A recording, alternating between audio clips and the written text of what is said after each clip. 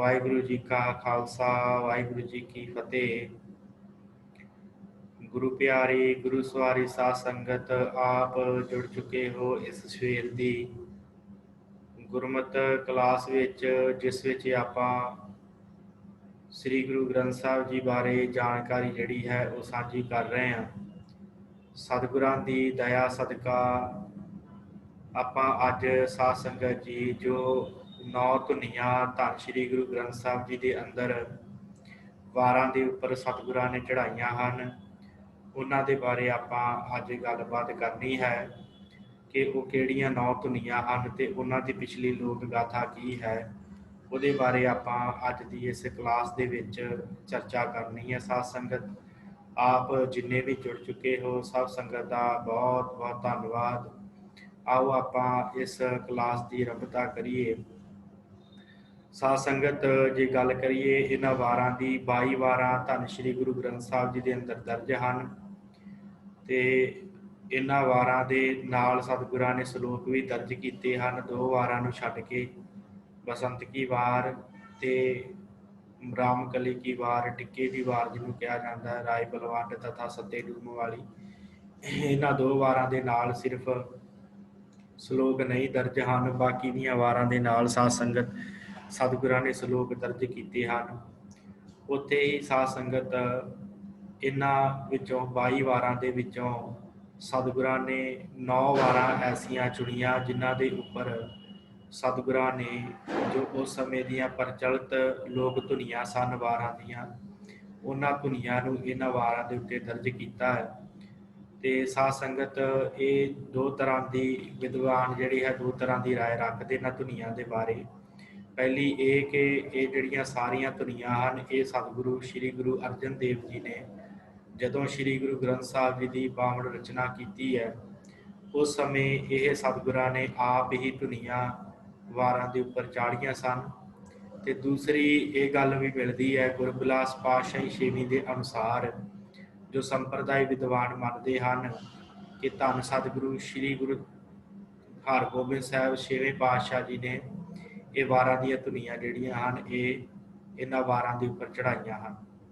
सो ये 2 तरह दीयां रावां मिलदियां हैं कि जदों धन श्री गुरु हरगोबिंद साहब जी ने नत्था अब्दुल्ला ढाडियां कोलों वारां सुनियां ते उन्हां वारां दे विचों जिहड़ियां धुनियां सतगुरां नूं पसंद आईयां, धन गुरु हरगोबिंद साहब दे जिहड़ियां मन नूं हो गईयां, उन्हां धुनियां नूं सतगुरां ने इन्हां वारां दे उपर अंकित करना कीता है। सो इस तरह साध संगत ये 2 तरह दीयां विचारां मिलदियां हैं।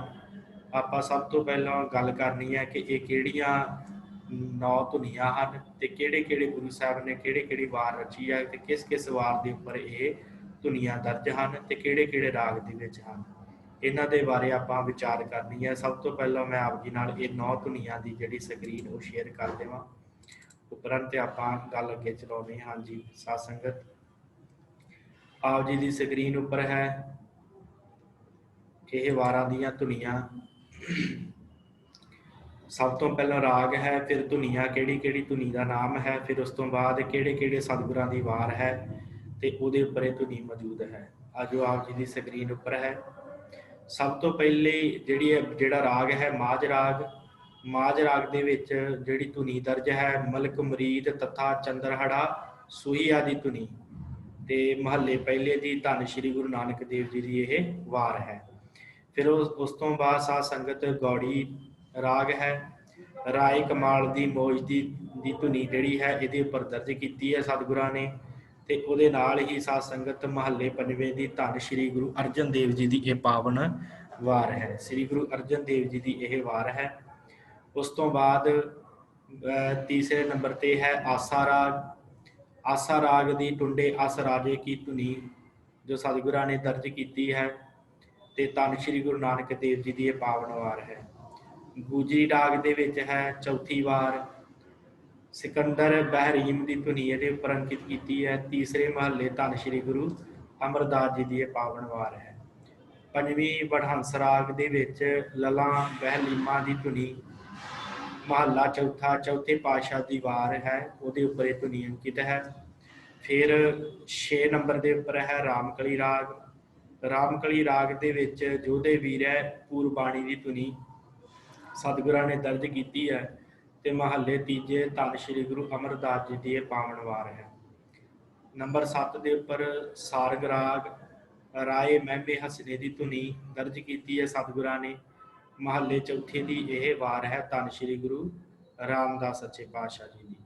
ਫਿਰ ਉਸ ਤੋਂ ਬਾਅਦ ਮਲਾਰ ਕੀ ਵਾਰ ਹੈ ਸਾਧ ਸੰਗਤ,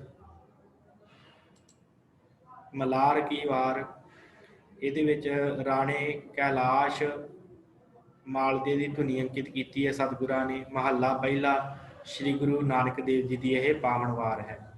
ਉਸ ਤੋਂ ਅੱਗੇ ਆ ਜਾਓ ਕਾਨੜਾ, ਜੋ ਨੌਵਾਂ ਰਾਗ ਕਾਨੜਾ ਹੈ, ਨੌਵੀਂ ਜੋ ਧੁਨੀ ਹੈ ਉਹਦਾ ਨਾਮ ਹੈ ਮੂਸੇ ਦੀ ਵਾਰ ਦੀ ਧੁਨੀ। ਤੇ ਮਹੱਲਾ ਚੌਥਾ ਧੰਨ ਸ਼੍ਰੀ ਗੁਰੂ ਰਾਮਦਾਸ ਜੀ ਦੀ ਇਹ ਪਾਵਨ ਵਾਰ ਹੈ ਜਿਹਦੇ ਉੱਪਰ ਇਹ ਧੁਨੀਆਂ ਅੰਕਿਤ ਹਨ। ਸੋ ਇਹ 9 ਰਾਗ ਹਨ ਤੇ ਇਹ 9 ਧੁਨੀਆਂ ਤੇ ਇਹ ਗੁਰੂ ਸਾਹਿਬਾਨਾਂ ਦੀਆਂ ਵਾਰਾਂ ਹਨ ਜਿਨ੍ਹਾਂ ਉੱਪਰ ਸ਼੍ਰੀ ਗੁਰੂ ਅਰਜਨ ਦੇਵ ਜੀ ਨੇ ਜਾਂ ਜੋ ਸਿੱਖ ਮੰਨਦੇ ਹਨ ਸ਼੍ਰੀ ਗੁਰੂ ਹਰਗੋਬਿੰਦ ਸਾਹਿਬ ਜੀ ਨੇ ਇਹ ਜਿਹੜੀਆਂ 9 ਵਾਰਾਂ ਦੀਆਂ ਧੁਨੀਆਂ ਇਹਨਾਂ 9 ਵਾਰਾਂ ਦੇ ਉੱਪਰ ਅੰਕਿਤ ਕੀਤੀਆਂ ਹਨ।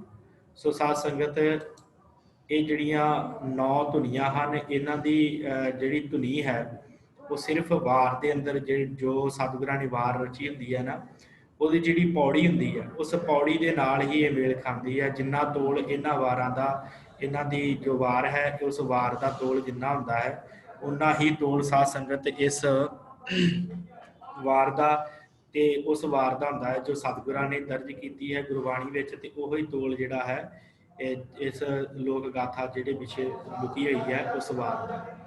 ਸੋ ਵਾਰ ਦੀ ਆਪਾਂ ਪਿੱਛੇ ਵੀ ਚਰਚਾ ਕੀਤੀ ਸੀ ਕਿ ਵਾਰ ਦਾ ਅਰਥ ਇਹੀ ਹੁੰਦਾ ਹੈ ਕਿ ਦੋ ਸੂਰਮਿਆਂ ਦੀ ਜੰਗ ਦੀ ਬਹਾਦਰੀ ਨੂੰ ਜਿਹੜਾ ਸੀ ਕਵੀ ਢਾਡੀ ਕਵੀਸ਼ਰ ਗਾ ਕੇ ਦੂਸਰੇ ਨੂੰ ਸੁਣਾਉਂਦੇ ਸਨ ਤੇ ਉਹ ਫਿਰ ਅੱਗੇ ਦੀ ਅੱਗੇ ਇਸ ਤਰ੍ਹਾਂ ਸੁਣਾਉਂਦੇ ਸਨ ਤੇ ਸੁਣਨ ਵਾਲੇ ਦੇ ਅੰਦਰ ਜੋਸ਼ ਪੈਦਾ ਹੁੰਦਾ ਸੀ। ਇਸੇ ਤਰ੍ਹਾਂ ਇਹ ਅਧਿਆਤਮਿਕ ਵਾਰਾਂ ਹਨ ਜੋ ਗੁਰੂ ਗ੍ਰੰਥ ਸਾਹਿਬ ਜੀ ਦੀਆਂ ਵਾਰਾਂ ਹਨ ਜਿਨ੍ਹਾਂ ਦੇ ਵਿੱਚ ਮਨੁੱਖ ਨੇ ਆਪਣੇ ਅੰਦਰਲੇ ਕਾਮ ਕ੍ਰੋਧ ਲੋਭ ਮੋਹ ਹੰਕਾਰ ਨਾਲ ਲੜਨਾ ਹੈ ਤੇ ਲੜ ਕੇ ਤੇ ਜਿੱਤ ਪ੍ਰਾਪਤ ਕਰਨੀ ਹੈ। ਸੋ ਇਸ ਤਰ੍ਹਾਂ ਸਾਧ ਸੰਗਤ ਇਹ ਜਿਹੜੀਆਂ ਕੁੱਲ 9 ਧੁਨੀਆਂ ਤੇ 9 ਵਾਰਾਂ ਸ਼੍ਰੀ ਗੁਰੂ ਗ੍ਰੰਥ ਸਾਹਿਬ ਜੀ ਦੇ ਵਿੱਚ ਹੈ। ਹੁਣ ਆਪਾਂ ਇਹਨਾਂ ਦੀ ਗੱਲ ਜਿਹੜੀ ਹੈ ਉਹ ਡਿਟੇਲ ਦੇ ਨਾਲ ਕਰਨੀ ਹੈ। ਸਭ ਤੋਂ ਪਹਿਲੀ ਜਿਹੜੀ ਹੈ ਧੁਨੀ ਉਹਦਾ ਨਾਮ ਹੈ ਮਲਕ ਮਰੀਦ ਤਥਾ ਚੰਦਰਹੜਾ ਸੋਹੀਆ ਦੀ ਧੁਨੀ। ਇਹ ਮਲਕ ਮਰੀਦ ਤਥਾ ਚੰਦਰਹੜਾ ਸੋਹੀਆ ਕੌਣ ਸਨ, ਇਹਨਾਂ ਦੀ ਧੁਨੀ ਹੈ, ਇਹਨਾਂ ਦੀ ਵਾਰ ਦੀ, ਇਹਦੇ ਬਾਰੇ ਆਪਾਂ ਵਿਚਾਰ ਕਰਨੀ ਹੈ। ਸਭ ਤੋਂ ਪਹਿਲਾਂ ਸਾਧ ਸੰਗਤ ਇੱਕ ਮਲਕ ਮਰੀਦ ਹੋਇਆ ਹੈ ਬੜਾ ਬਹਾਦਰ ਸੂਰਮਾ ਅਕਬਰ ਬਾਦਸ਼ਾਹ ਦੇ ਵੇਲੇ।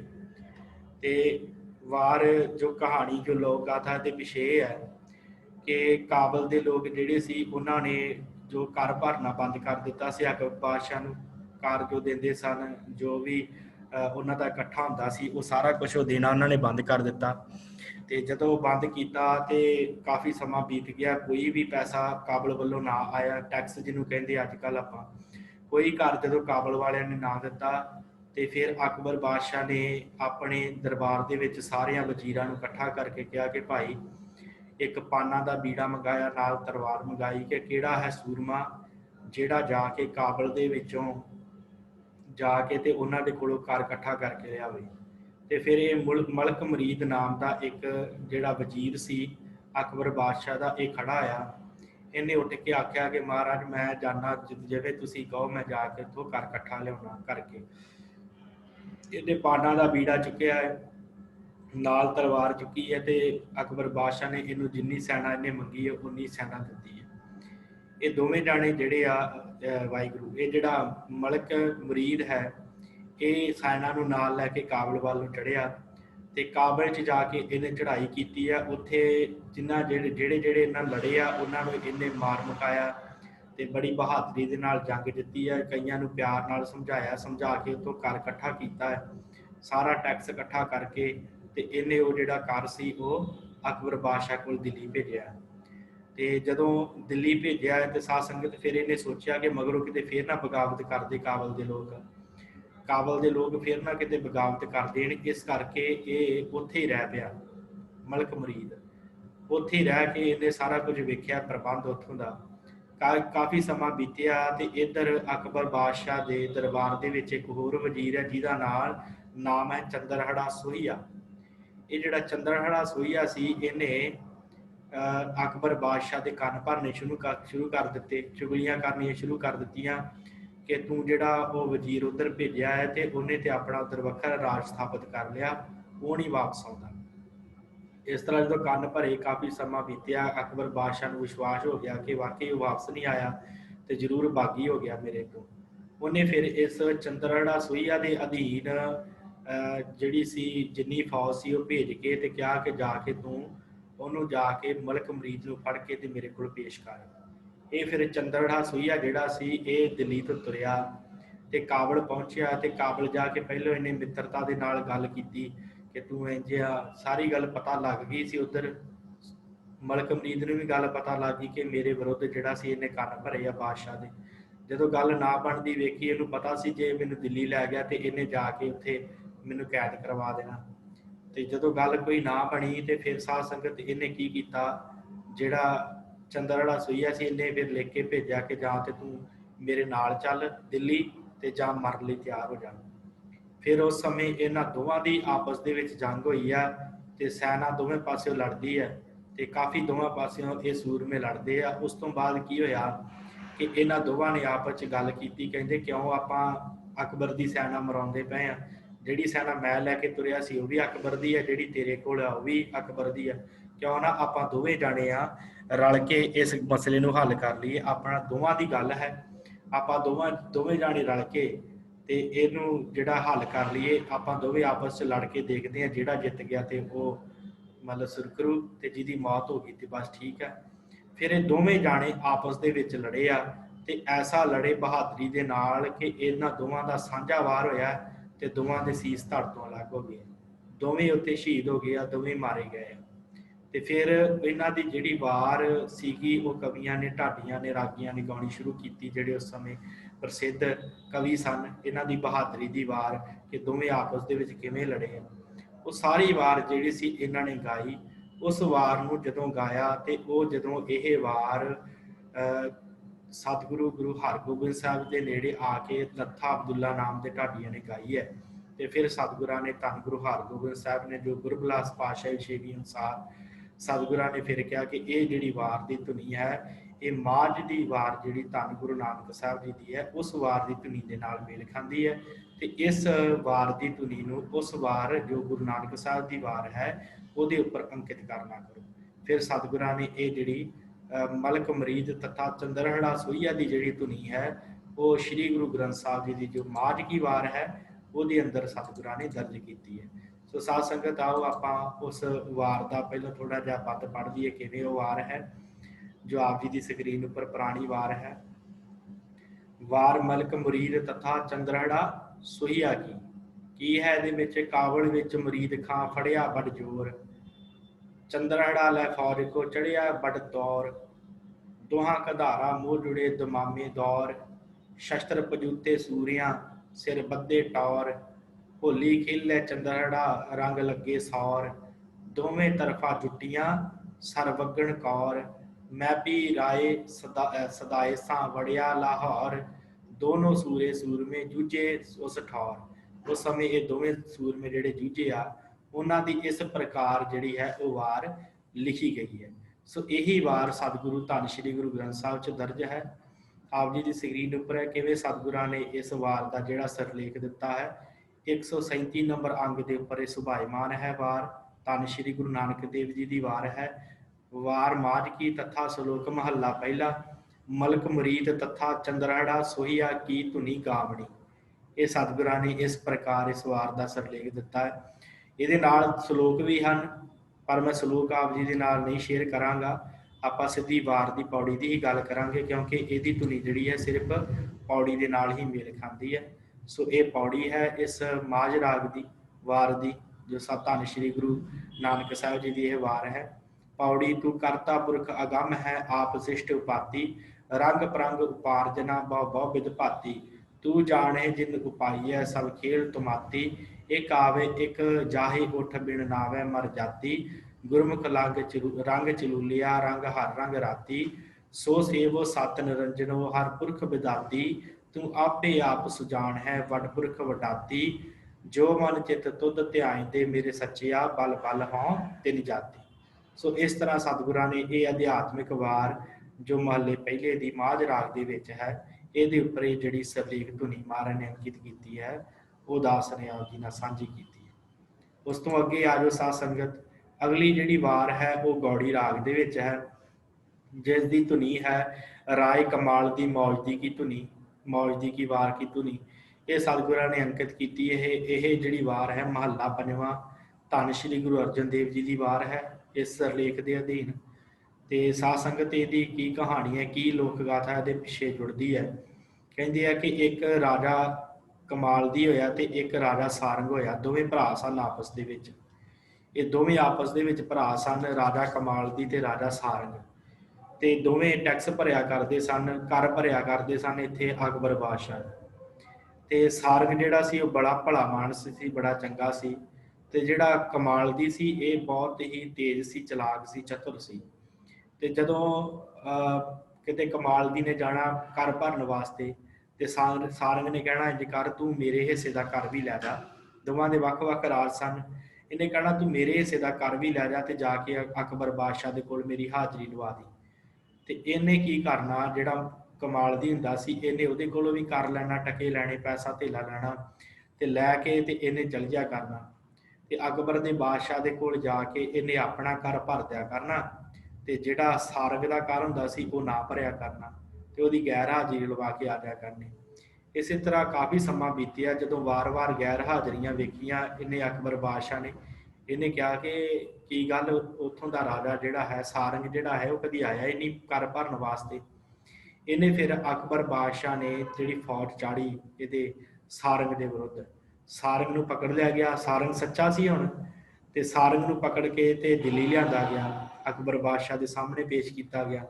ਅਕਬਰ ਨੇ ਕੈਦ ਕਰ ਲਿਆ। ਫਿਰ ਉਹਦਾ ਵਜ਼ੀਰ ਬੜਾ ਸਿਆਣਾ ਸੀ ਅਕਬਰ ਬਾਦਸ਼ਾਹ ਦਾ, ਵਾਹਿਗੁਰੂ, ਮੰਤਰੀ ਬੜਾ ਸਿਆਣਾ ਸੀ।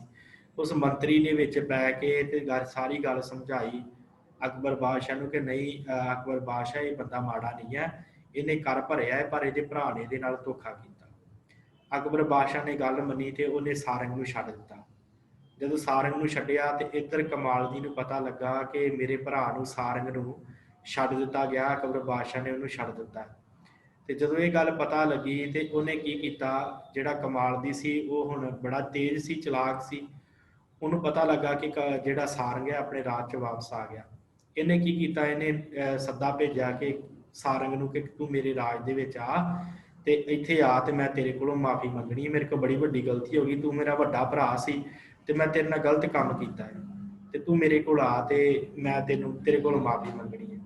ਸਾਰੰਗ ਰਾਜਾ ਦੇ ਰਾਜ ਦੇ ਵਿੱਚ ਚਲਾ ਗਿਆ ਤੇ ਕਮਾਲਦੀ ਨੇ ਅੱਗਿਓਂ ਕਿਹਾ ਕਿ ਮੈਂ ਮਾਫੀ ਮੰਗਦਾ, ਪੈਰੀ ਹੱਥ ਲਾਏ, ਮੈਂ ਬੜਾ ਮਾੜਾ ਕੀਤਾ। ਤੇ ਸਾਰੰਗ ਕਹਿੰਦਾ ਚੱਲ ਠੀਕ ਹੈ, ਤੂੰ ਮਾੜਾ ਕੀਤਾ, ਮੈਂ ਤੈਨੂੰ ਮਾਫ ਕੀਤਾ, ਤੂੰ ਮੇਰਾ ਭਰਾ ਆ, ਫੇਰ ਕਿਹੜੀ ਗੱਲ ਹੋ ਗਈ, ਕੋਈ ਗੱਲ ਨਹੀਂ। ਤੇ ਫਿਰ ਕਮਾਲਦੀ ਕਹਿੰਦਾ ਕਿ ਇਹ ਜਿਹੜੀ ਗੱਲ ਬਣਨੀ, ਤੂੰ ਨਾ ਸ਼ਰਾਬ ਪੀ ਮੇਰੇ ਹੱਥੋਂ, ਤੂੰ ਮੇਰੇ ਹੱਥੋਂ ਸ਼ਰਾਬ ਪੀਵੇਂਗਾ ਤੇ ਫਿਰ ਮੈਨੂੰ ਪਤਾ ਲੱਗੂਗਾ ਕਿ ਹਾਂ ਤੂੰ ਮੈਨੂੰ ਮਾਫ ਕਰ ਦਿੱਤਾ। ਕਹਿੰਦਾ ਚੱਲ ਠੀਕ ਹੈ, ਸ਼ਰਾਬ ਮੰਗਾ। ਇਹਨੇ ਕੀ ਕੀਤਾ, ਕਮਾਲਦੀ ਨੇ ਸ਼ਰਾਬ ਮੰਗਾਈ ਆ, ਤੇ ਜਿਹੜੀ ਸ਼ਰਾਬ ਦਾ ਗਲਾਸ ਇਹਨੂੰ ਦੇਣਾ ਸੀ ਸਾਰੰਗ ਨੂੰ, ਉਹਦੇ ਵਿੱਚ ਇਹਨੇ ਜ਼ਹਿਰ ਪਾ ਦਿੱਤੀ। ਉਹ ਜਦੋਂ ਜ਼ਹਿਰ ਪਾਈ ਆ ਤੇ ਇਹਨੇ ਜਿਹੜਾ ਸੀ ਸਾਰੰਗ, ਇਹਨੇ ਘੁੱਟ ਭਰਿਆ ਸ਼ਰਾਬ ਦਾ ਤੇ ਉੱਥੇ ਹੀ ਮਰ ਗਿਆ, ਮੌਤ ਹੋ ਗਈ। ਜਦੋਂ ਮੌਤ ਹੋ ਗਈ ਹੈ ਤੇ ਇੱਧਰ ਇਹਦਾ ਜਿਹੜਾ ਪੁੱਤਰ ਹੈ ਸਾਰੰਗ ਦਾ, ਇਹਦਾ ਨਾਮ ਮੌਜੂਦੀਨ ਕਿਹਾ ਗਿਆ, ਮੌਜੂਦੀਨ, ਜਿਹਨੂੰ ਮੌਜਦੀ ਕਿਹਾ ਜਾਂਦਾ ਹੈ। ਤੇ ਮੌਜਦੀ ਜਿਹੜਾ ਸੀ ਮੌਜੂਦੀਨ, ਇਹਨੂੰ ਪਤਾ ਲੱਗਾ ਕਿ ਮੇਰੇ ਪਿਤਾ ਦੀ ਮੌਤ ਜਿਹੜੀ ਆ ਉਹ ਮੇਰੇ ਚਾਚੇ ਨੇ ਕੀਤੀ ਆ, ਮਾਰ ਦਿੱਤਾ ਸ਼ਰਾਬ ਦੇ ਵਿੱਚ ਜ਼ਹਿਰ ਪਾ ਕੇ। ਇਹਨੂੰ ਗੁੱਸਾ ਚੜਿਆ, ਇਹਨੇ ਇੱਧਰੋਂ ਫੌਜ ਜਿਹੜੀ ਇਕੱਠੀ ਕੀਤੀ ਆ ਆਪਣੀ, ਤੇ ਉਹ ਫੌਜ ਲੈ ਕੇ ਆਪਣੇ ਚਾਚੇ ਦੇ ਨਾਲ ਇਹਨੇ ਜੰਗ ਕੀਤੀ, ਮੌਜਦੀ ਨੇ। ਤੇ ਫਿਰ ਇਹਨੇ ਆਪਣੇ ਚਾਚੇ ਦੇ ਨਾਲ ਜੰਗ ਕਰਕੇ ਤੇ ਆਪਣੇ ਚਾਚੇ ਨੂੰ ਫਤਿਹ ਕੀਤਾ ਹੈ, ਉਹਨੂੰ ਮਾਰ ਦਿੱਤਾ। ਤੇ ਫਿਰ ਉਹਦਾ ਜਿਹੜਾ ਰਾਜ ਖੋਲ੍ਹਿਆ ਇਹਨੇ, ਮੌਜੂਦੀਨ ਨੇ। ਫਿਰ ਇਹਨੇ ਮੌਜੂਦੀਨ ਜਿਹਦਾ ਨਾਮ ਸੀ, ਇਹਨੇ ਰਾਜ ਖੋਲ੍ਹਿਆ ਉਹਦਾ, ਇਹਦੇ ਆਪਣੇ ਚਾਚੇ ਨੂੰ ਮਾਰ ਦਿੱਤਾ। ਮਾਰਨ ਤੋਂ ਬਾਅਦ ਇਹਨੇ ਰਾਜ ਦੇ ਉੱਤੇ ਕਬਜ਼ਾ ਕਰ ਲਿਆ। ਫਿਰ ਇਹਦੇ ਚਾਚੇ ਦਾ ਜਿਹੜਾ ਲੜਕਾ ਸੀ ਉਹ ਛੋਟਾ ਸੀ ਉਮਰ 'ਚ, ਫਿਰ ਉਹ ਜਦੋਂ ਵੱਡਾ ਹੋਇਆ ਫਿਰ ਇਹਨੇ ਅੱਧਾ ਰਾਜ ਜਿਹੜਾ ਸੀ ਉਹਨੂੰ ਵਾਪਸ ਕਰ ਦਿੱਤਾ। ਸੋ ਇਸ ਤਰ੍ਹਾਂ ਇਹ ਜਿਹੜੀ ਸੀ ਵਾਰ ਦੀ ਜਿਹੜੀ ਉਸ ਸਮੇਂ ਘਟਨਾ ਹੋਈ, ਚਾਚੇ ਤੇ ਭਤੀਜੇ ਦੀ ਜਿਹੜੀ ਲੜਾਈ ਹੋਈ, ਉਸ ਲੜਾਈ ਨੂੰ ਜੋ ਕਵੀਆਂ ਨੇ, ਜੋ ਕਵੀਸ਼ਰਾਂ ਨੇ, ਢਾਡੀਆਂ ਨੇ ਲਿਖਿਆ, ਉਸ ਵਾਰ ਨੂੰ ਉਹਨਾਂ ਨੇ ਧੁਨੀ ਜਿਹੜੀ ਸੀ ਇਹ ਸੀ ਰਾਏ ਕਮਾਲ ਦੀ ਮੌਜਦੀ ਦੀ ਵਾਰ ਦੀ ਜਿਹੜੀ ਧੁਨੀ ਹੈ।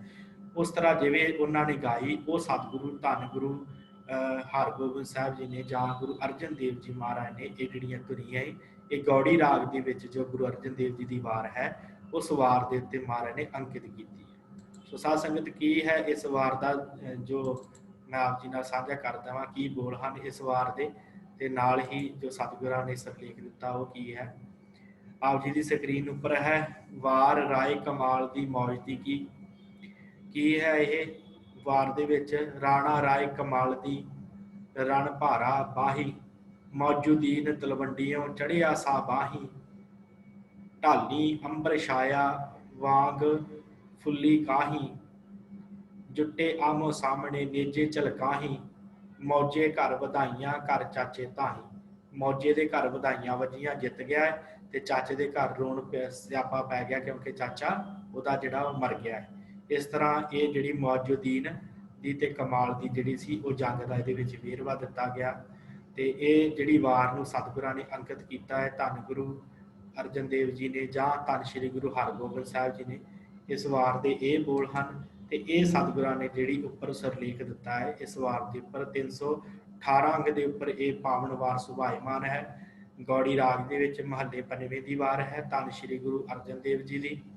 ਗੌੜੀ ਕੀ ਵਾਰ ਮਹੱਲਾ ਪੰਜਵਾਂ, ਰਾਏ ਕਮਾਲ ਦੀ ਮੌਜ ਦੀ ਕੀ ਵਾਰ ਕੀ ਧੁਨ ਉੱਪਰ ਗਾਵਣੀ। ਇਸ ਧੁਨ ਦੇ ਉੱਪਰ ਇਹ ਜਿਹੜੀ ਵਾਰ ਗਾਈ ਜਾਂਦੀ ਹੈ। ਸੋ ਇਹਦੀ ਪੌੜੀ ਹੀ ਮੈਂ ਫਿਰ ਉਸੇ ਤਰ੍ਹਾਂ ਹੀ ਸ਼ੇਅਰ ਕਰਾਂਗਾ।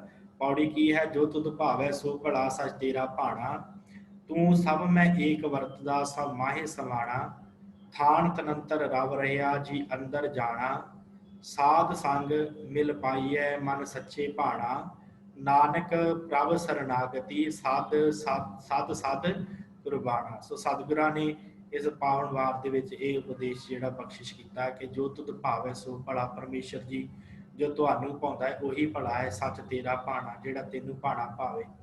ਤੂੰ ਸਾਹਮਣੇ ਇੱਕ ਵਰਤਦਾ, ਸਾਰਿਆਂ ਅੰਦਰ ਤੂੰ ਹੀ ਵਰਤ ਰਿਹਾ, ਸਭ ਵਾਹੇ ਸਮਾਣਾ, ਤੂੰ ਸਾਰਿਆਂ ਦੇ ਅੰਦਰ ਤੂੰ ਹੀ ਵਾਹਿਗੁਰੂ ਸਮਾ ਰਿਹਾ। ਥਾਨ ਤਨੰਤਰ ਰਵ ਰਿਹਾ ਜੀ ਅੰਦਰ ਜਾਣਾ, ਸਾਰੀ ਜਗ੍ਹਾ ਦੇ ਉੱਤੇ ਤੂੰ ਹੀ ਰਵ ਰਿਹਾ ਹੈ, ਹਰ ਜਗ੍ਹਾ ਦੇ ਉੱਤੇ, ਤੇ ਜੀਆਂ ਦੇ ਅੰਦਰ ਵੀ ਤੂੰ ਹੀ ਹੈ। ਸਾਧ ਸੰਗ ਮਿਲ ਪਾਈ ਹੈ ਮਨ ਸੱਚੇ ਭਾਣਾ, ਸਾਧ ਸੰਗਤ ਦੇ ਵਿੱਚੋਂ ਪ੍ਰਾਪਤ ਹੁੰਦਾ ਹੈ ਸੱਚੇ ਦਾ ਭਾਣਾ ਪਰਮੇਸ਼ਰ ਦਾ।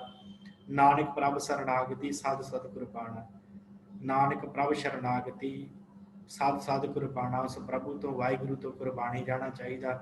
ਜੋ ਜਿਹਦੀ ਸ਼ਰਨਾਗਤ ਹੈ ਉਹਦੀ ਸ਼ਰਨਾਗਤ ਦੇ ਵਿੱਚ ਸਿੱਖ ਨੂੰ ਜੀਵ ਨੂੰ ਪੈਣਾ ਚਾਹੀਦਾ ਹੈ। ਸੋ ਇਸ ਤਰ੍ਹਾਂ ਸਾਧ ਸੰਗਤ ਇਹ ਜਿਹੜੀ ਦੂਸਰੀ ਧੁਨੀ ਹੈ ਉਹ ਆਪਾਂ ਵਿਚਾਰੀ ਹੈ, ਜੋ ਰਾਏ ਕਮਾਲ ਦੀ ਮੌਜ ਦੀ ਕੀ ਵਾਰ ਦੀ ਧੁਨੀ ਸਤਿਗੁਰਾਂ ਨੇ ਅੰਕਿਤ ਕੀਤੀ ਹੈ।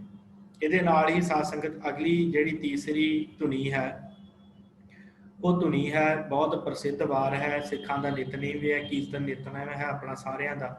ਜੋ ਅਸੀਂ ਆਪਣਾ ਗੁਰਬਾਣੀ ਨਿਤਨੇਮ ਕਰਨ ਤੋਂ ਬਾਅਦ ਪੰਜ ਬਾਣੀਆਂ ਦਾ ਫਿਰ ਗੁਰਦੁਆਰਾ ਸਾਹਿਬ ਜਾ ਕੇ ਜੋ ਆਪਾਂ ਆਸਾ ਦੀ ਵਾਰ ਦਾ ਕੀਰਤਨ ਸੁਣਦੇ ਹੋ, ਆਸਾ ਦੀ ਵਾਰ ਦੇ ਉੱਪਰ ਇਹ ਧੁਨੀ ਦਰਜ ਹੈ।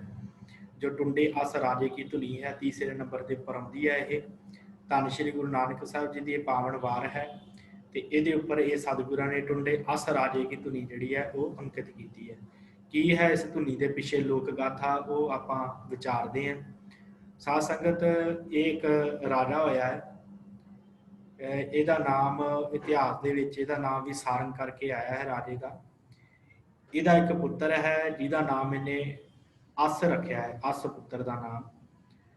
ਤੇ ਉਹ ਜਿਹੜਾ ਇਹਦਾ ਪੁੱਤਰ ਹੈ ਅਸ, ਉਹ ਸਭ ਤੋਂ ਵੱਡੀ ਰਾਣੀ ਦਾ ਪੁੱਤਰ ਹੈ। ਤੇ ਦੋ ਇਹਦੇ ਪੁੱਤਰ ਹੋਰ ਹਨ, ਇੱਕ ਖਾਨ ਤੇ ਇੱਕ ਸੁਲਤਾਨ। ਤਿੰਨ ਪੁੱਤਰ ਹਨ ਇਸ ਰਾਜੇ ਦੇ, ਰਾਜੇ ਸਾਰੰਗ ਦੇ। ਇੱਕ ਸਭ ਤੋਂ ਵੱਡੀ ਰਾਣੀ ਦਾ ਹੈ, ਪਟ ਰਾਣੀ ਦਾ ਜਿਹਨੂੰ ਕਿਹਾ ਜਾਂਦਾ ਸੀ, ਉਹਦਾ ਨਾਮ ਇਹਨੇ ਰੱਖਿਆ ਹੈ ਅਸ। ਤੇ ਦੂਸਰੇ ਜਿਹੜੇ ਦੋ ਛੋਟੀਆਂ ਰਾਣੀਆਂ ਦੇ ਪੁੱਤਰ ਨੇ ਉਹਨਾਂ ਦਾ ਇਹਨੇ ਨਾਂ ਰੱਖਿਆ ਹੈ ਖਾਨ ਤੇ ਸੁਲਤਾਨ। ਹੋਇਆ ਕੀ ਕਿ ਜਦੋਂ ਇਹ ਥੋੜਾ ਜਿਹਾ ਵੱਡਾ ਹੋਇਆ ਰਾਜਾ ਅਸ, ਤੇ ਸਾਰੰਗ ਰਾਜੇ ਨੇ ਆਪਣੇ ਰਾਜ ਦੇ ਵਿੱਚ ਜਿਹੜੇ ਜੋਤਿਸ਼ੀ ਸਨ ਉਹਨਾਂ ਨੂੰ ਬੁਲਾਇਆ, ਤੇ ਜੋਤਸ਼ੀਆਂ ਨੂੰ ਕਿਹਾ ਕਿ ਭਾਈ ਮੈਨੂੰ ਇੰਝ ਦੱਸੋ ਕਿ ਮੇਰਾ ਜਿਹੜਾ ਪੁੱਤਰ ਹੈ ਅਸ, ਇਹ ਚੰਗਾ ਰਾਜਾ ਕਿਵੇਂ ਬਣੇ, ਕਿਵੇਂ ਇਹਦੇ ਅੰਦਰ ਧਰਮੀ ਰਾਜੇ ਦੇ ਗੁਣ ਆਉਣ, ਮੈਨੂੰ ਸਮਝਾਓ। ਤੁਹਾਡੇ ਗ੍ਰੰਥ ਕੀ ਕਹਿੰਦੇ ਆ ਕਿ ਜੇ ਇਹ ਧਰਮੀ ਰਾਜਾ ਬਣੇਗਾ ਤੇ ਕਿਵੇਂ ਬਣੇਗਾ ਇਹ ਧਰਮੀ ਰਾਜਾ। ਤੇ ਉਹਨਾਂ ਜੋਤਸ਼ੀਆਂ ਨੇ ਟੇਵੇ ਲਾਏ ਆ, ਹਿਸਾਬ ਕਿਤਾਬ ਲਾ ਕੇ ਰਾਜੇ ਨੂੰ ਕਿਹਾ, ਸਾਰੰਗ ਰਾਜੇ ਨੂੰ, ਕਿ ਰਾਜਾ ਤੂੰ ਇੰਝ ਕਰ, ਤੇਰਾ ਜਿਹੜਾ ਪੁੱਤਰ ਹੈ ਨਾ ਅਸ, ਇਹਦੇ ਵਾਸਤੇ ਇੱਕ ਸੋਹਣੀ ਜੀ ਗੁਫਾ ਬਣਾ, ਉਸ ਗੁਫਾ ਦੇ ਵਿੱਚ ਹੀ ਇਹਨੂੰ ਸਿੱਖਿਆ ਪ੍ਰਾਪਤ ਕਰਾ, ਬਾਹਰ ਨਾ ਨਿਕਲ ਦੇ ਇਹਨੂੰ, ਉੱਥੇ ਹੀ ਇਹ ਰਵੇ, ਉੱਥੇ ਜਲ ਪਾਣੀ ਛਕੇ, ਸਾਰਾ ਕੁਝ ਉੱਥੇ ਹੀ ਕਰੇ, ਕਿਰਿਆ ਵਗੈਰਾ। ਤੇ ਨਾਲ ਉੱਥੇ ਹੀ ਜੋ ਵੀ ਇਹਨੂੰ ਪੜ੍ਹਾਉਣ ਵਾਲੇ ਉਸਤਾਦ ਹਨ ਉੱਥੇ ਹੀ ਜਾਇਆ ਕਰਨ ਇਹਦੇ ਕੋਲ, ਤੇ ਉੱਥੇ ਹੀ ਰਹਿ ਕੇ ਇਹ ਵਿਦਿਆ ਪ੍ਰਾਪਤ ਕਰੇ ਤੇ ਉੱਥੇ ਹੀ ਆਪਣਾ ਸਾਰਾ ਕਾਰਜ ਕਰਿਆ ਕਰੇ। ਤੇ ਜਿੰਨਾ ਚਿਰ ਇਹ 12 ਸਾਲ ਮਤਲਬ 12 ਸਾਲ ਨਹੀਂ ਬੀਤ ਜਾਂਦੇ, ਉਹਨਾਂ ਚਿਰ ਇਹਨੂੰ ਉੱਥੇ ਰੱਖ, 12 ਸਾਲਾਂ ਬਾਅਦ ਇਹਨੂੰ ਜਿਹੜਾ ਹੈ ਉਹ ਬਾਹਰ ਕੱਢਣਾ। ਤੇ ਸਾਧ ਸੰਗਤ, ਰਾਜੇ ਨੇ ਜੋਤਸ਼ੀਆਂ ਦੀ ਗੱਲ ਮੰਨ ਲਈ ਹੈ। ਉਹਨੇ ਇੱਕ ਭੋਰਾ ਸੁੰਦਰ ਜਿਹਾ ਬਣਾਇਆ ਤੇ ਆਪਣੇ ਪੁੱਤਰ ਅਸ ਨੂੰ ਉਸ ਭੋਰੇ ਦੇ ਵਿੱਚ ਰੱਖਿਆ। ਉੱਥੇ ਇਹਨੂੰ ਵਿਦਿਆ ਦੇਣ ਵਾਲੇ ਭੇਜ ਦਿੰਦਾ, ਜਿਨ੍ਹਾਂ ਨੇ ਸ਼ਾਸਤਰਾਂ ਦੀ ਵਿਦਿਆ, ਧਾਰਮਿਕ ਵਿਦਿਆ, ਸਾਰਾ ਕੁਝ ਜੋ ਵੀ ਵਿਦਿਆ ਦੇਣ ਵਾਲੇ ਜਿਹੜੇ ਇਹਦੇ ਉਸਤਾਦ ਸਨ ਉਹਨਾਂ ਨੂੰ ਉੱਥੇ ਭੇਜ ਦਿੱਤਾ ਜਾਂਦਾ। ਤੇ ਉੱਥੇ ਬਹਿ ਕੇ ਇਹ ਰਾਜਾ ਜਿਹੜਾ ਹੈ ਨਾਲੇ ਭਗਤੀ 'ਚ ਜੁੜ ਜਾਂਦਾ ਪਰਮੇਸ਼ਰ ਦੀ 'ਚ, ਤੇ ਨਾਲੇ ਧਰਮ ਦਾ ਗਿਆਨ ਤੇ ਨਾਲੇ ਰਾਜ ਕਰਨ ਦਾ ਗਿਆਨ ਹਾਸਲ ਕਰਦਾ ਹੈ। ਤੇ ਸਮਾਂ ਇਸੇ ਤਰ੍ਹਾਂ ਬੀਤਦਾ ਗਿਆ, 12 ਸਾਲ ਬੀਤੇ ਆ ਤੇ ਇਹ ਨੌਜਵਾਨ ਹੋ ਗਿਆ। 24 ਸਾਲ ਦੀ ਉਮਰ ਕਹਿੰਦੇ ਇਹਦੀ ਹੋ ਗਈ ਹੈ ਅਸ ਰਾਜੇ ਦੀ। 24 ਸਾਲ ਦੀ ਉਮਰ ਹੋਈ ਆ ਤੇ ਰਾਜੇ ਨੇ ਸ਼ਹਿਰ ਦੇ ਵਿੱਚ ਦੀਪਮਾਲਾ ਕਰਾਈ ਹੈ ਕਿ ਅੱਜ ਮੇਰੇ ਪੁੱਤਰ ਨੇ ਬਾਹਰ ਆਉਣਾ ਹੈ, 24ਵਾਂ ਜਨਮ ਦਿਨ ਹੈ ਉਹਦਾ। ਤੇ 24ਵੇਂ ਜਨਮ ਦਿਨ ਤੇ ਇਹਨੂੰ ਬਾਹਰ ਕੱਢਿਆ ਗਿਆ ਰਾਜੇ ਅਸ ਨੂੰ। ਇਹ ਬਾਹਰ ਆਇਆ, ਇਹਨੇ ਆਣ ਕੇ ਸਭ ਤੋਂ ਪਹਿਲਾਂ ਇਹਦੇ ਗੁਰੂਆਂ ਨੇ ਕਿਹਾ ਸੀ ਆਪਣੇ ਪਿਤਾ ਦੇ ਚਰਨੀ ਹੱਥ ਲਾਈ। ਇਹਨੇ ਆਪਣੇ ਪਿਤਾ ਦੇ ਚਰਨੀ ਹੱਥ ਲਾਏ, ਨਮਸਕਾਰ ਕੀਤੀ ਆਪਣੇ ਪਿਤਾ ਰਾਜੇ ਸਾਰੰਗ ਨੂੰ ਨਮਸਕਾਰ ਕੀਤੀ ਹੈ। ਤੇ ਰਾਜੇ ਸਾਰੰਗ ਨੇ ਕਿਹਾ, ਸ਼ਾਬਾਸ਼ ਦਿੱਤੀ ਹੈ ਕਿ ਪੁੱਤਰ ਬਹੁਤ ਵਧੀਆ ਗੱਲ ਹੈ। ਨਾਲ ਹੀ ਉਹਨੇ ਕਿਹਾ ਕਿ ਪੁੱਤਰ ਤੇਰੀਆਂ ਮਾਵਾਂ ਜਿਹੜੀਆਂ ਹਨ ਉਹਨਾਂ ਦੇ ਜਾ ਕੇ ਵੀ ਪੈਰ ਛੂਹਿਆ। ਇਹ ਗਿਆ ਹੈ ਆਪਣੀਆਂ ਪਿਤਾ ਦੀਆਂ ਰਾਣੀਆਂ ਜਿਹੜੀਆਂ ਸਨ, ਆਪਣੀਆਂ ਮਾਵਾਂ, ਸਭ ਤੋਂ ਪਹਿਲਾਂ ਵੱਡੀ ਇਹਦੀ ਆਪਣੀ ਮਾਂ ਹੈ ਉਹਦੇ ਚਰਨੀ ਹੱਥ ਲਾਇਆ। ਫਿਰ ਇਸ ਤਰ੍ਹਾਂ ਕਰਦਾ ਕਰਦਾ ਜਿੰਨੀਆਂ ਵੀ ਰਾਣੀਆਂ ਸਨ ਉਹਨਾਂ ਦੇ ਪੈਰੀ ਹੱਥ ਲਾਇਆ। ਸਭ ਤੋਂ ਛੋਟੀ ਰਾਣੀ ਦੇ ਕੋਲ ਗਿਆ ਹੈ, ਛੋਟੀ ਰਾਣੀ ਦੇ ਪੈਰੀ ਹੱਥ ਲਾਇਆ। ਤੇ ਛੋਟੀ ਰਾਣੀ ਨੇ ਦੇਖਿਆ ਬੜਾ ਸੁੰਦਰ ਹੈ ਨੌਜਵਾਨ ਪੁੱਤਰ ਰਾਜੇ ਦਾ। ਉਹਦਾ ਮਨ ਜਿਹੜਾ ਸੀ ਉਹਦੇ ਵਿੱਚ ਵਿਕਾਰ ਆ ਗਏ, ਕਾਮ ਪੈਦਾ ਹੋਇਆ ਤੇ ਮਨ ਦੇ ਵਿੱਚ ਰਾਣੀ ਦੇ ਛੋਟੀ ਦੇ। ਉਹਨੇ ਕਿਹਾ ਕਿ ਤੂੰ ਮੇਰੇ ਪੈਰੀ ਹੱਥ ਨਾ ਲਾ ਤੇ ਤੂੰ ਮੇਰੇ ਨਾਲ ਜਿਹੜਾ ਹੈ ਉਹ ਵਿਕਾਰ ਕਮਾ, ਤੂੰ ਮੇਰੇ ਨਾਲ ਪੈਰੀ ਹੱਥ ਨਾ ਲਾ। ਤੇ ਇਸ ਰਾਜੇ ਨੇ ਕਿਹਾ ਹੈ, ਅਸ ਨੇ ਕਹਿੰਦਾ, ਰਾਜਕੁਮਾਰ ਅਸ ਨੇ ਕਿਹਾ, ਕਹਿੰਦਾ ਨਹੀਂ ਰਾਣੀ ਜੀ, ਤੁਸੀਂ ਮੇਰੀ ਮਾਤਾ ਹੋ ਧਰਮ ਦੇ, ਇਸ ਕਰਕੇ ਮੇਰੇ ਧਰਮ ਨੇ ਇਹੀ ਸਿਖਾਇਆ ਹੈ ਕਿ ਜਿਹੜੀ ਮਾਤਾ ਹੁੰਦੀ ਆ, ਮਾਂ ਹੁੰਦੀ, ਉਹਦੇ ਪੈਰੀ ਹੱਥ ਲਾਉਣੇ ਚਾਹੀਦੇ। ਉਹਨੇ ਕਿਹਾ ਨਹੀਂ ਤੂੰ ਮੇਰੀ ਗੱਲ ਮੰਨ, ਮੈਂ ਤੇਰੀ ਰਾਣੀ ਨਹੀਂ, ਮੈਨੂੰ ਪਤਨੀ ਵਾਲਾ ਪਿਆਰ ਦੇ, ਮੈਂ ਤੈਨੂੰ ਰਾਣੀ ਵਾਲਾ ਪਿਆਰ, ਮਾਂ ਵਾਲਾ ਪਿਆਰ ਨਹੀਂ ਤੇਰੇ ਕੋਲ ਲੈਣਾ ਚਾਹੁੰਦੀ। ਗੱਲ ਕਾਫੀ ਵੱਧ ਗਈ। ਜਿਹੜਾ ਰਾਜਾ ਅਸ ਰਾਜਕੁਮਾਰ ਸੀ ਇਹ ਵਾਪਸ ਆ ਗਿਆ ਤੇ ਇਹਨੇ ਚਿਰ ਨੂੰ ਰਾਣੀ ਨੂੰ ਪਤਾ ਲੱਗਾ ਕਿ ਨਾ ਇਹ ਮੇਰੇ ਨਾਲ ਕੋਈ ਵਿਕਾਰ ਕਮਾ ਕੇ ਗਿਆ ਤੇ ਬਾਹਰ ਚਲਾ ਗਿਆ, ਇਹਨੇ ਜਾ ਕੇ ਰੌਲਾ ਪਾ ਦੇਣਾ। ਉਹਨੇ ਆਪਣੇ ਕੱਪੜੇ ਕੁਪੜੇ ਪਾੜ ਲਏ, ਜੋ ਇਹਨਾਂ ਨੇ ਲਿਖੀ ਗਾਥਾ, ਤੇ ਕੱਪੜੇ ਵਗੈਰਾ ਪਾੜ ਲਏ। ਤੇ ਇਹਨੇ ਆਵਾਜ਼ ਮਾਰੀ ਆ ਵਜ਼ੀਰਾਂ ਦੇ ਹੱਥ, ਸੁਨੇਹਾ ਭੇਜਿਆ ਰਾਜੇ ਨੂੰ ਬੁਲਾਓ। ਰਾਜਾ ਇਹਦੇ ਕੋਲ ਆਇਆ ਹੈ, ਜਿੱਥੇ ਰਹਿੰਦੀ ਸੀ ਇਹਦੇ ਕਮਰੇ 'ਚ ਆਇਆ, ਆਣ ਕੇ ਕਿਹਾ ਕੀ ਗੱਲ ਹੋਈ। ਇਹਨੇ ਸਾਰੀ ਵਾਰਤਾ ਦੱਸੀ ਕਿ ਤੇਰਾ ਜਿਹੜਾ ਪੁੱਤਰ ਹੈ ਉਹ ਤੂੰ ਕਿਹੋ ਜਿਹੀ ਸਿੱਖਿਆ ਦਿੱਤੀ, ਉਹਨੇ ਆਣ ਕੇ ਤੇ ਮੇਰੇ ਨਾਲ ਕੁਕਰਮ ਕੀਤਾ ਤੇ ਬਹੁਤ ਮਾੜਾ ਹੈ ਤੇਰਾ ਪੁੱਤਰ, ਜਾਂ ਇਸ ਮਹਿਲ ਦੇ ਵਿੱਚ ਮੈਂ ਰਵਾਂਗੀ ਤੇ ਜਾਂ ਤੇਰਾ ਪੁੱਤਰ ਰਹੂਗਾ ਅਸ। ਤੂੰ ਇੱਕ ਨਿਰਣਾ ਕਰ ਲਾ ਦੋਵਾਂ ਦੇ ਵਿੱਚ। ਤੇ ਰਾਜਾ ਜਿਹੜਾ ਸੀ ਉਹ ਉਹਦੇ ਮਨ 'ਚ ਖੜਕੀ ਵੀ ਇਹ ਕੀ ਹੋ ਗਿਆ। ਫਿਰ ਵੀ ਉਹਨੇ ਕਿਹਾ ਕਿ ਚਲੋ ਜੋ ਧਰਮ ਬਣਦਾ ਹੈ ਇੱਕ ਰਾਜੇ ਦਾ, ਉਹਨੇ ਧਰਮ ਦੇ ਅਨੁਸਾਰ ਸਜ਼ਾ ਦੇਣ ਦੀ ਗੱਲ ਕਹੀ ਕਿ ਹਾਂ ਮੈਂ ਆਪਣੇ ਪੁੱਤਰ ਨੂੰ ਸਜ਼ਾ ਦੇਵਾਂਗਾ। ਵਜ਼ੀਰ ਨੇ ਬੜਾ ਸਮਝਾਇਆ ਕਿ ਨਹੀਂ ਇਹ ਜਿਹੜੀ ਰਾਣੀ ਹੈ ਇਹ ਗਲਤ ਹੈ, ਤੇਰਾ ਪੁੱਤਰ ਸਹੀ ਹੈ। ਪਰ ਰਾਜਾ ਕਹਿੰਦਾ ਨਹੀਂ ਮੇਰਾ ਪੁੱਤਰ ਗਲਤ ਹੈ। ਉਹਨੇ ਕੀ ਕੀਤਾ, ਉਹਨੇ ਕਿਹਾ ਕਿ ਇਸ ਨੂੰ ਮੈਂ ਮੌਤ ਦੀ ਸਜ਼ਾ ਨਹੀਂ ਦਿੰਦਾ, ਰਾਜੇ ਅਸ ਨੂੰ ਮੌਤ ਦੀ ਸਜ਼ਾ ਨਹੀਂ ਦਿੰਦਾ, ਤੁਸੀਂ ਇੰਝ ਕਰੋ ਇਹਨੂੰ ਲਿਜਾ ਕੇ ਜੰਗਲ ਦੇ ਵਿੱਚ ਇਹਦਾ ਹੱਥ ਕੱਟ ਕੇ ਤੇ ਉੱਥੇ ਇਹਨੂੰ ਛੱਡ ਆਓ ਜੰਗਲ ਦੇ ਵਿੱਚ। ਦੇਸ਼ ਨਿਕਾਲਾ ਦੇ ਦਿੱਤਾ ਕਿ ਮੈਂ ਦੇਸ਼ ਦੇ ਵਿੱਚ ਇਹਨੂੰ ਕੱਢ ਦੇਣਾ ਆਪਣੇ 'ਚ, ਤੇ ਕੱਢ ਦਿੱਤਾ। ਵਜ਼ੀਰ ਤੇ ਨਾਲ ਇਹਦੇ ਛੋਟੇ ਭਰਾ ਖਾਨ ਤੇ ਸੁਲਤਾਨ ਦੋਵੇਂ ਨਾਲ ਗਏ ਆ। ਉਹਨਾਂ ਨੇ ਜਾ ਕੇ ਰਾਜੇ ਨੇ ਕਿਹਾ ਸੀਗਾ ਇਹਦਾ ਇੱਕ ਹੱਥ ਵੱਢ ਕੇ ਲੈ ਕੇ ਆਉਣਾ ਜੋ ਮੈਂ ਰਾਣੀ ਨੂੰ ਵਿਖਾ ਸਕਾਂ। ਤੇ ਜਦੋਂ ਗਏ ਆ ਜੰਗਲ ਦੇ ਵਿੱਚ ਤੇ ਇਹਨਾਂ ਨੇ ਉਸ ਰਾਜਕੁਮਾਰ ਅਸ ਦੇ ਦੋਵੇਂ ਹੱਥ ਵੱਢ ਦਿੱਤੇ ਆ, ਵੱਢ ਕੇ ਤੇ ਉਹਨੂੰ ਖੂਹ ਦੇ ਵਿੱਚ ਸੁੱਟ ਦਿੱਤਾ। ਤੇ ਇੱਕ ਹੱਥ ਲਿਆ ਕੇ ਰਾਜੇ ਨੂੰ ਵਿਖਾ ਦਿੱਤਾ ਕਿ ਅਸੀਂ ਆ ਰਾਜੇ ਅਸ ਨੂੰ ਜਿਹੜਾ ਉਹ ਇੱਕ ਹੱਥ ਵੱਢ ਕੇ ਉਹਨੂੰ ਜੰਗਲ 'ਚ ਛੱਡ ਆਏ। ਸਾਧ ਸੰਗਤ, ਉਹ ਉਧਰ ਜਿਹੜਾ ਰਾਜਾ ਅਸ ਸੀ, ਰਾਜਕੁਮਾਰ ਅਸ, ਉਹ ਖੂਹ ਦੇ ਵਿੱਚ ਡਿੱਗਾ ਹੈ ਤੇ ਇੱਕ ਵਣਜਾਰਿਆਂ ਦੀ ਟੋਲੀ ਉਧਰੋਂ ਦੀ ਲੰਘੀ ਹੈ। ਉਹ ਵਣਜਾਰਿਆਂ ਨੇ ਜਦੋਂ ਪਾਣੀ ਭਰਿਆ ਤੇ ਪਾਣੀ ਲਾਲ ਲਹੂ ਦੇ ਨਾਲ ਲਾਲ ਨਿਕਲਿਆ ਵਿੱਚੋਂ, ਤੇ ਵਿੱਚੋਂ ਨਾਲੇ ਹਾਏ ਹਾਏ ਦੀਆਂ ਆਵਾਜ਼ਾਂ ਆਉਣ। ਉਹਨਾਂ ਨੇ ਧਿਆਨ ਦਿੱਤਾ ਕਿ ਕੀ ਹੈ ਵਿੱਚ ਬਲਾ ਇਹਦੇ। ਹਾਰ ਕੇ ਉਹਨਾਂ ਨੇ ਜਦੋਂ ਚੈੱਕ ਕੀਤਾ ਵਿੱਚ ਦੇਖਿਆ ਧਿਆਨ ਦੇ ਨਾਲ ਤੇ ਵਿੱਚ ਰਾਜਾ ਅਸ ਬੈਠਾ ਹਾਏ ਹਾਏ ਕਰਦਾ ਸੀ। ਇਹਨਾਂ ਨੇ ਬਾਹਰ ਕੱਢਿਆ, ਮਲਮ ਪੱਟੀ ਕੀਤੀ ਹੈ ਦੋਵਾਂ ਹੱਥਾਂ ਦੇ ਉੱਪਰ, ਗੁੱਟਾਂ ਦੇ ਉੱਪਰ ਮਲਮ ਪੱਟੀ ਕੀਤੀ ਤੇ ਇਹਨੂੰ ਠੀਕ ਕੀਤਾ ਹੈ, ਰਾਜੀ ਕੀਤਾ ਹੈ। ਤੇ ਸਾਧ ਸੰਗਤ ਇਹ ਠੀਕ ਹੋਇਆ ਹੈ ਰਾਜਾ ਅਸ ਜਿਹੜਾ ਹੈ, ਇਹ ਜਦੋਂ ਠੀਕ ਹੋਇਆ ਹੈ ਰਾਜਾ ਅਸ, ਤੇ ਇਹ ਸਾਧ ਸੰਗਤ ਰਾਜੇ ਅਸ ਨੂੰ ਲੈ ਕੇ ਇਹ ਜਿਹੜੇ ਸਨ, ਇਹਦੇ ਜਿਹੜੇ ਵੀ ਜਿੰਨੇ ਵੀ ਨਾਲ ਦੇ ਸਨ, ਵਾਹਿਗੁਰੂ ਮਾਫ ਕਰਨਾ ਸਾਧ ਸੰਗਤ, ਇਹਦੇ ਨਾਲ ਦੇ ਜਿਹੜੇ ਵਣਜਾਰੇ ਸਨ, ਇਹਨੂੰ ਲੈ ਕੇ ਤੇ ਉੱਥੋਂ ਚੱਲ ਪਏ ਅਗਲੇ ਪਾਸੇ। ਤੇ ਚਲੇ ਗਏ ਅਗਲੇ ਪਾਸੇ ਜਾ ਕੇ ਇਹਨਾਂ ਨੇ ਕੀ ਕੀਤਾ ਹੈ ਕਿ ਅੱਗੇ ਇੱਕ ਰਾਜ ਦੇ ਵਿੱਚ, ਹੋਰ ਕਿਸੇ ਰਾਜ ਦੇ ਵਿੱਚ ਗਏ ਆ ਇਹ ਸਾਰੇ ਜਾਣੇ।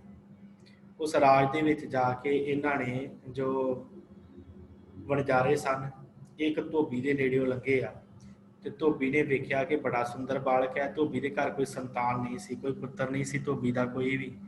ਤੇ ਧੋਬੀ ਨੇ ਸੋਚਿਆ ਕਿ ਬੜਾ ਸੁੰਦਰ ਬੱਚਾ ਹੈ, ਬੜਾ ਸੁੰਦਰ ਬਾਲਕ ਹੈ, ਤੇ ਇਹਨਾਂ ਨੇ ਕੀ ਕੀਤਾ ਹੈ, ਧੋਬੀ ਨੂੰ ਦੀ ਵੇਚ ਦਿੱਤਾ। ਧੋਬੀ ਕਹਿੰਦਾ ਇਹਦੇ ਬੱਚੇ ਦੇ ਪੈਸੇ ਲੈ ਲਓ ਤੇ ਇਹ ਮੈਨੂੰ ਦੇ ਦਿਓ ਬੱਚਾ। ਇਹਨਾਂ ਨੇ ਉਸ ਬੱਚੇ ਦੇ ਪੈਸੇ ਲੈ ਲਏ, ਵਣਜਾਰਿਆਂ ਨੇ ਪੈਸੇ ਲੈ ਕੇ ਤੇ ਬੱਚਾ ਜਿਹੜਾ ਹੈ ਉਹਨੂੰ ਦੇ ਦਿੱਤਾ ਹੈ। ਤੇ ਧੋਬੀ ਦੇ ਨਾਲ, ਧੋਬੀ ਨੇ ਇਹਨੂੰ ਆਪਣਾ ਧਰਮ ਦਾ ਪਿਤਾ ਬਣਾਇਆ ਧੋਬੀ ਨੂੰ, ਇਹਨੇ ਰਾਜੇ ਅਸ ਨੇ। ਤੇ ਉਹਦੇ ਨਾਲ ਹੀ ਕੱਪੜੇ ਧੋਣ ਦਾ ਕੰਮ ਕਰਨ ਲੱਗ ਪਿਆ, ਬਲਦ ਹਿੱਕਣਾ, ਤੇ ਰਾਜ ਦਰਬਾਰ ਦੇ ਕੱਪੜੇ ਧੋਂਦਾ ਹੁੰਦਾ ਸੀ ਇਹ ਧੋਬੀ। ਤੇ ਇਸੇ ਤਰ੍ਹਾਂ ਦਿਨ ਬੀਤਦੇ ਗਏ, ਤੇ ਇੱਕ ਦਿਨ ਉਸ ਰਾਜ ਦਾ ਜਿਹੜਾ ਰਾਜਾ ਸੀ ਉਹ ਮਰ ਗਿਆ। ਤੇ ਉਹਦੇ ਕੋਈ ਸੰਤਾਨ ਨਹੀਂ ਸੀ, ਨਾ ਉਹਦਾ ਕੋਈ ਧੀ ਸੀ ਨਾ ਪੁੱਤਰ ਸੀ, ਉਹ ਮਰ ਗਿਆ। ਤੇ ਰਾਜਿਆਂ ਵਜ਼ੀਰਾਂ ਨੇ ਕਿਹਾ ਕਿ ਹੁਣ ਕੀ ਕੀਤਾ ਜਾਵੇ, ਸਾਡੇ ਵਿੱਚੋਂ ਤੇ ਕੋਈ ਰਾਜ ਦੇ ਖਾਨਦਾਨ ਵਿੱਚੋਂ ਨਹੀਂ ਹੈ ਜਿਹੜਾ ਰਾਜਗੱਦੀ ਤੇ ਬੈਠੇ, ਤੇ ਕਿਹਨੂੰ ਬਿਠਾਈਏ ਰਾਜਗੱਦੀ ਦੇ ਉੱਪਰ। ਵਿਚਾਰ ਚਰਚਾ ਚੱਲੀ ਹੈ, ਤੇ ਜਿਹੜੇ ਜੋਤਸ਼ੀ ਸਨ ਉਹਨਾਂ ਨੇ ਕਿਹਾ ਵੀ ਕੱਲ ਨੂੰ ਆਪਾਂ ਦਰਵਾਜ਼ੇ ਬੰਦ ਕਰ ਦਈਏ, ਕੱਲ ਨੂੰ ਜਿਹੜਾ ਵੀ ਮਨੁੱਖ ਆ ਕੇ ਦਰਵਾਜ਼ੇ ਦਾ ਜਿੰਦਰਾ ਖੋਲ੍ਹੇਗਾ, ਜਿਹਦੇ ਹੱਥ ਲੱਗਣ ਦੇ ਨਾਲ ਦਰਵਾਜ਼ੇ ਦੇ ਜਿੰਦਰੇ ਖੁੱਲ੍ਹ ਜਾਣਗੇ, ਉਹੀ ਸਾਡਾ ਰਾਜਾ ਹੋਵੇਗਾ। ਇੱਧਰ ਕੀ ਹੋਇਆ ਕਿ ਇਹ ਜਿਹੜੇ ਕੱਪੜੇ ਧੋਣ ਆਏ ਸੀ ਨਦੀ ਦੇ ਤੋਂ, ਤੇ ਕੱਪੜੇ ਧੋਂਦਿਆਂ ਧੋਂਦਿਆਂ ਦੋਵਾਂ ਨੂੰ ਵਾਹਵਾ ਹਨੇਰਾ ਹੋ ਗਿਆ, ਰਾਤ ਪੈ ਗਈ ਆ। ਕੁਝ ਕਹਿੰਦੇ ਕਿ ਰਾਤ ਉੱਥੇ ਰਹਿ ਪਏ, ਕੁਝ ਕਹਿੰਦੇ ਕਿ ਰਾਤ ਇਹਨਾਂ ਦਾ ਬਲਦ ਜਿਹੜਾ ਖੁੱਲ ਗਿਆ ਤੇ ਭੱਜ ਗਿਆ, ਜਿਹਦੇ ਗੱਡੇ ਦੇ ਉੱਪਰ ਲੈ ਕੇ ਜਾਂਦੇ ਸੀ ਕੱਪੜੇ, ਤੇ ਉਹ ਰਾਤ ਉੱਥੇ ਟਿਕੇ ਆ। ਸਵੇਰੇ ਕਹਿੰਦੇ ਕਿ ਅਸ ਰਾਜਾ, ਕੁਝ ਨੇ ਲਿਖਿਆ ਕਿ ਇਹ ਬਲਦ ਨੂੰ ਲੱਭਣ ਵਾਸਤੇ ਗਿਆ ਸੀ, ਤੇ ਕੁਝ ਨੇ ਕਿਹਾ ਕਿ ਇਹ ਕੱਪੜੇ ਧੋ ਕੇ ਵਾਪਸ ਜਾ ਰਹੇ ਸੀ। ਖੈਰ ਇਹ ਪਹੁੰਚਿਆ ਹੈ, ਉੱਥੇ ਹੀ ਬਲਦ ਨੂੰ ਲੱਭਦਾ ਲੱਭਦਾ ਉਸ ਦਰਵਾਜ਼ੇ ਦੇ ਕੋਲ ਪਹੁੰਚਿਆ। ਇਹਨੇ ਉੱਥੇ ਜਾ ਕੇ ਉਸ ਤਾਲੇ ਨੂੰ ਹੱਥ ਲਾਇਆ, ਤੇ ਇਹ ਟੁੰਡ ਜਿਹੜੇ ਸਨ ਹੱਥ ਦੇ ਨਹੀਂ ਸਨ, ਟੁੰਡ ਜਿਹੜੇ ਸਨ ਇਹਦੇ ਦੋਵੇਂ, ਉਹ ਇਹਨੇ ਉਸ ਜਿੰਦਰੇ ਨੂੰ ਲਾਏ ਤੇ ਜਿੰਦਰਾ ਆਪਣੇ ਆਪ ਖੁੱਲ ਗਿਆ। ਜਦੋਂ ਜਿੰਦਰਾ ਖੁੱਲਿਆ ਤੇ ਉਹਨਾਂ ਨੇ ਅੰਦਰ ਬਿਠਾਇਆ ਇਸ ਰਾਜੇ ਨੂੰ, ਤੇ ਕਹਿੰਦੇ ਵੀ ਇਹ ਹੈਰਾਨ ਹੋ ਗਏ ਸਾਰੇ ਜੋਤਸ਼ੀ ਵੀ ਤਾਲਾ ਵੀ ਖੁੱਲ ਗਿਆ ਹੈ ਤੇ ਇਹਦੇ ਹੱਥ ਵੀ ਟੁੱਟੇ ਆ, ਤੇ ਇਹ ਸਾਡਾ ਰਾਜਾ ਕਿਵੇਂ ਹੋਵੇਗਾ। ਜਦੋਂ ਰਾਜਗੱਦੀ ਤੇ ਬਿਠਾ ਕੇ ਸਾਰੀ ਗੱਲ ਪੁੱਛੀ ਆ, ਕਿੱਥੋਂ ਆਇਆ, ਕੀ ਗੱਲ ਹੈ, ਇਹਨੇ ਫਿਰ ਸਾਰੀ ਗੱਲ ਆਸ ਰਾਜੇ ਨੇ ਦੱਸੀ ਹੈ ਕਿ ਕਿਵੇਂ ਕਿਵੇਂ ਮੇਰੇ ਪਿਓ ਨੇ ਮੈਨੂੰ ਪੜ੍ਹਾਇਆ, ਰਾਜ ਵਿਦਿਆ ਦਵਾਈ, ਧਾਰਮਿਕ ਵਿਦਿਆ ਪੜ੍ਹਾਈ, ਉਪਰੰਤ ਮੇਰੀ ਜਿਹੜੀ ਛੋਟੀ ਰਾਣੀ ਸੀ ਮੇਰੇ ਪਿਤਾ ਦੀ, ਮੇਰੀ ਮਾਂ, ਉਹਨੇ ਮੇਰੇ ਨਾਲ ਧੋਖਾ ਕੀਤਾ, ਤੇ ਇਸ ਤਰ੍ਹਾਂ ਮੇਰੇ ਹੱਥ ਵੱਢ ਕੇ ਖੂਹ 'ਚ ਸੁੱਟ ਦਿੱਤਾ। ਸਾਰੀ ਵਾਰਤਾ ਸੁਣਾਈ ਹੈ। ਸਾਰੇ ਵਜ਼ੀਰ ਜਿਹੜੇ ਸਨ ਉਹ ਸਿਆਣੇ ਸਨ, ਉਹਨਾਂ ਨੇ ਕਿਹਾ ਵਾਕਈ ਇਹ ਰਾਜ ਘਰਾਣੇ ਦੇ ਵਿੱਚ ਆ ਤੇ ਇਹੀ ਰਾਜਾ ਬਣ ਸਕਦਾ। ਉਹਨਾਂ ਨੇ ਉਹਨੂੰ ਰਾਜਾ ਸਵੀਕਾਰ ਕਰ ਲਿਆ। ਅਸ ਰਾਜਾ ਫਿਰ ਇੱਥੇ ਰਾਜ ਕਰਨ ਲੱਗ ਪਿਆ, ਇਸ ਰਾਜ ਦੇ ਵਿੱਚ ਰਾਜ ਕਰਨ ਲੱਗ ਪਿਆ, ਕਾਫੀ ਸਮਾਂ ਰਾਜ ਕਰਦਾ ਰਿਹਾ। ਬਾਕੀ ਰਾਜਾਂ ਦੇ ਵਿੱਚ ਕਹਿੰਦੇ ਉਸ ਸਮੇਂ ਕਾਲ ਪੈ ਗਿਆ, ਤੇ ਰਾਜਾ ਐਸਾ ਧਰਮੀ ਸੀ, ਇੰਨਾ ਨੀਤੀਵਾਨ ਸੀ ਕਿ ਇਹਦੇ ਰਾਜ ਦੇ ਵਿੱਚ ਅੰਨ ਪਾਣੀ ਦੀ ਕੋਈ ਤੋਟ ਨਹੀਂ ਸੀ, ਹਰ ਚੀਜ਼ ਸੰਪੂਰਨ ਸੀ।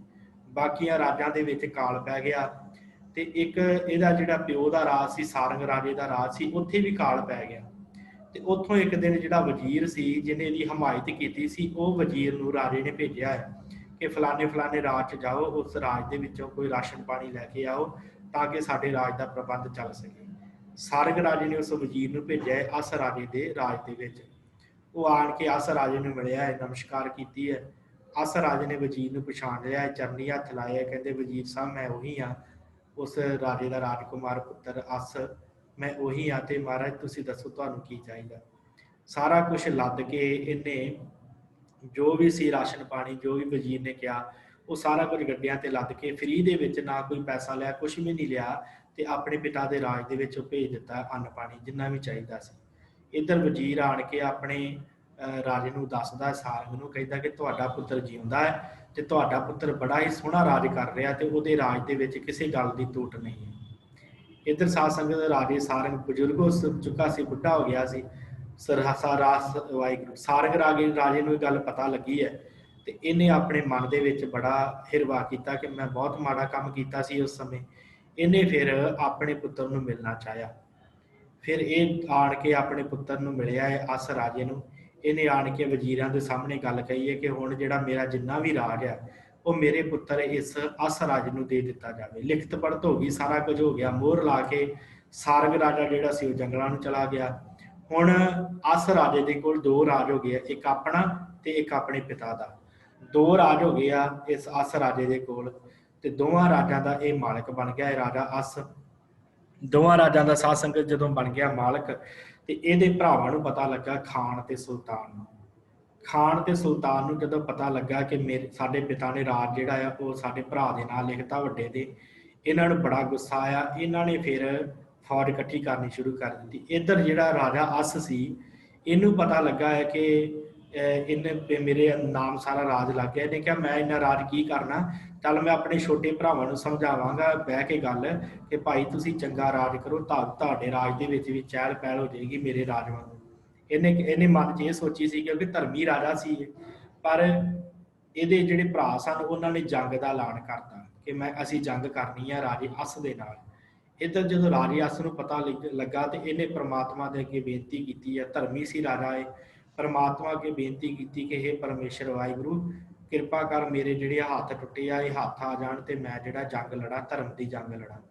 ਫਿਰ ਕਹਿੰਦੇ ਨੇ ਆਪਣੇ ਪ੍ਰਮਾਤਮਾ ਦੀ ਅਰਦਾਸ ਕਰਕੇ ਦੋਵੇਂ ਹੱਥ ਆਪਸ ਦੇ ਵਿੱਚ ਰਗੜੇ ਆ ਟੁੰਡ, ਤੇ ਉਹ ਟੁੰਡਾਂ ਦੇ ਉੱਪਰ ਹੱਥ ਆ ਗਏ। ਫਿਰ ਉਸੇ ਦੀ ਤਰ੍ਹਾਂ ਜਦੋਂ ਹੱਥ ਹੋ ਗਏ ਤੇ ਫਿਰ ਇਹਨੇ ਸੈਨਾ ਇਕੱਠੀ ਕਰਕੇ ਤੇ ਆਪਣੇ ਭਰਾਵਾਂ ਦੇ ਨਾਲ, ਖਾਨ ਤੇ ਸੁਲਤਾਨ ਦੇ ਨਾਲ ਯੁੱਧ ਕੀਤਾ।